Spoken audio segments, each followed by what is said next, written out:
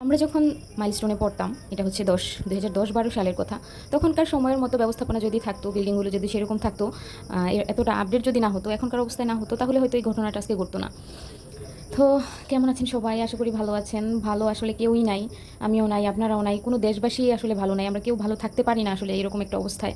যেই কোমলমতি বাচ্চাগুলার আজকে যেই অবস্থা, এই অবস্থায় আমরা কেউ ভালো থাকতে পারি না। এভাবে আগুন লেগে মাথার চুলগুলো পুড়ে গেছে, হাতের ত্বক, হাত পায়ের ত্বক, সমস্ত শরীরের চামড়াগুলো উঠে গেছে আগুন লেগে, চোখের পাপড়িগুলো পুড়ে গেছে। এই অবস্থায় রাস্তা দিয়ে হেঁটে যাচ্ছিল।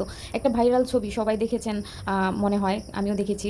আর সবার মোটামুটি সবার পোস্টেই সেই ছেলের ছবিটা ছিল। একটা ছেলের সমস্ত গায়ের ড্রেস পোড়া, মাথার চুলগুলো পোড়া, হাতের চামড়া, সমস্ত শরীরের চামড়াগুলো উঠে গিয়েছে। ওই অবস্থায় একটা ছেলে যে হেঁটে যাচ্ছিল, কিন্তু কেউই তার হচ্ছে তাকে নিয়ে যে হাতে ধরে, সেই অবস্থায় হয়তো তাকে কোলে নিলে বা তাকে ধরলেও তার শরীর জ্বালা করতো, কিন্তু তাও তাকে ধরে যে বা গাড়িতে নিয়ে যে কেউ হসপিটালে যাবে, সেই কাজটা কেউ করেনি। সবাই ছবি তুলেছে, ভিডিও করেছে। তো সেই ছেলেটার খোঁজ জানার খুব ইচ্ছে ছিল যে আসলে সেই ছেলেটা কী অবস্থায় আছে, বেঁচে আছে নাকি নাই, বা কীরকম অবস্থায় আছে। তো আজকে দেখলাম সেই ছেলেটার একটা আপডেট পেলাম। ছেলেটার নাম আরিয়ান, সে আর বেঁচে নেই।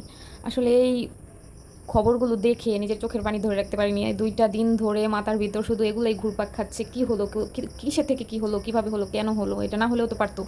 ওই যে বললাম, আমাদের সময় স্কুল কলেজগুলো হোস্টেলগুলো যেরকম ছিল সেরকম থাকলে হয়তো আজকে এই ঘটনাটা ঘটতো না। কেন বললাম, কারণ আমরা যখন ছিলাম 11 নম্বর সেক্টরে ছিল একটা বিল্ডিংয়ে ছিল ব্যবসায় শাখা কলেজের, আরেকটা ছিল প্রিপারেটরি স্কুল ছিল আরেকটা বিল্ডিংয়ে, তারপর হোস্টেলও 14টা কি 16টা হোস্টেল ছিল, এক একটা আলাদা আলাদা বিল্ডিংয়ে যেহেতু ভাড়া। তারপরে ইংলিশ ভার্সন ছিল অন্য একটা বিল্ডিংয়ে, মেন ক্যাম্পাসে ছিল পরীক্ষার্থীদের ক্লাস হতো, বা 7-8 মেবি ক্লাস করতো ওখানে, বা 9-10। আবার হচ্ছে সায়েন্সের সেকেন্ড ইয়ার ছিল ওখানে, হিউম্যানিটিসের ছিল আলাদা ক্লাস, এইভাবে ছিল। মানে প্রত্যেকটা ডিপার্টমেন্ট, প্রত্যেকটা ইয়ার। তারপরে 9-10 ছিল এক জায়গায়, প্রিপারেটরি ছিল আরেক, প্রিপারেটরি স্কুল ছিল আরেক বিল্ডিংয়ে, ইংলিশ ভার্সন ছিল আরেক বিল্ডিংয়ে। এইভাবে থাকলে, যেরকম ছিল আমাদের সময়, এরকম থাকলে হয়তো আজকে অ্যাক্সিডেন্টটা হইতো না। কিন্তু কারো নিজস্ব সম্পত্তি রেখে তো আর ভাড়া বাসায়, ভাড়া বিল্ডিংয়ে কতদিন রাখা যায়? যেহেতু ওনার এতগুলো ক্যাম্পাস, এতগুলো শাখা, এতগুলো হোস্টেল, সব কিছু তো আর এত ভাড়ায় চলে না, যেহেতু ওনার নিজস্ব সম্পত্তি ছিল দিয়াবাড়িতে। তো আমরা যখন ছিলাম তখন আমরা শুনেছি যে আমাদের খেলা বা স্পোর্টস প্রোগ্রাম বা নবীনবরণের প্রোগ্রামগুলো সেই দিয়াবাড়িতে তখন হতো। তখন আমরা শুনেছিলাম যে এখানে পার্মানেন্ট ক্যাম্পাস করা হবে, এবং সমস্ত কিছু হোস্টেল থেকে শুরু করে কেজি প্রিপারেটরি, ইংলিশ ভার্সন, সমস্ত কিছু এখানে নিয়ে আসা হবে। তো তখন শুধু শুনতাম। আর এমনও শুনতাম যে এখানে 3 তলার বেশি উপরে বিল্ডিং করা যাবে না, কারণ এখানে সারাক্ষণ প্রতিনিয়ত এয়ারপোর্টের কাছে বিমান উড়াউড়ি করে, বিমান আসা যাওয়া করে সারাক্ষণ।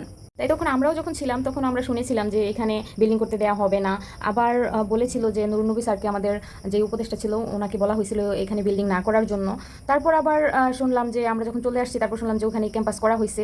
আসলে যেভাবেই হোক, ওইটা একটা আবাসিক এলাকা, এত বড় একটা এরিয়া, উত্তরের দিয়াবাড়ি, এত বড় এরিয়ার মধ্যে কি একটা স্কুল কলেজ থাকবে না? শুধু মাইলস্টোনই কিন্তু নয়, আরও অনেক অনেক ক্যাম্পাস কিন্তু আছে ওইখানে, বিভিন্ন বড় বড় স্কুল কলেজ, এবং শুধু স্কুল কলেজই না, বড় বড় ইউনিভার্সিটির ক্যাম্পাসও কিন্তু ওখানে আছে। তো মাইলস্টোনের উপরই হবে আসলে। যার জীবন যাওয়ার, যার হচ্ছে কিসমত নাই, নসিব নাই, বেঁচে থাকার সময় শেষ, সে মৃত্যুবরণ করবে, যেভাবেই হোক তার মৃত্যু হবে। এটা হচ্ছে সবথেকে বড় কথা। অ্যাক্সিডেন্ট যেটা হওয়ার সেটা হবেই, এটা হলো কথা। তা না হলে অনেক অনেক স্কুল কলেজই তো আছে, বা দিয়াবাড়িতে অনেক ফাঁকা জায়গা আছে, সেখানে না হয়ে কেন বিমানটা মাইলস্টোন স্কুলের উপরই হতে হলো? আর এটা হওয়ার কারণে সবাই নুরুন্নবী স্যারকে দোষ দিচ্ছে যে উনি কেন করলো। তবে সব থেকে বড় কথা হলো, যেটা হওয়ার সেটা হবেই। সবাই দোয়া করবেন বাচ্চাদের জন্য, অন্তত যারা বেঁচে আছে তারা যেন সুস্থ হয়ে ফিরে আসে যার যার মায়ের কোলে। আর এটাই, এই শোক আসলে ভোলার নয় কোনোভাবেই, এই শোক কাটা যাচ্ছে না, মেনে নিতে পারছি না। আর যাদের হচ্ছে বাবা মা, তারা কীভাবে বলবে আমি জানি না। আল্লাহ তাদের ধৈর্য দেখ, তারা যেন তাড়াতাড়ি শোক কাটিয়ে উঠতে পারে। সবাই ভালো থাকবেন, সুস্থ থাকবেন, সাবধানে থাকবেন, আর সবার জন্য দোয়া করবেন। আল্লাহ হাফেজ, আসসালামু আলাইকুম।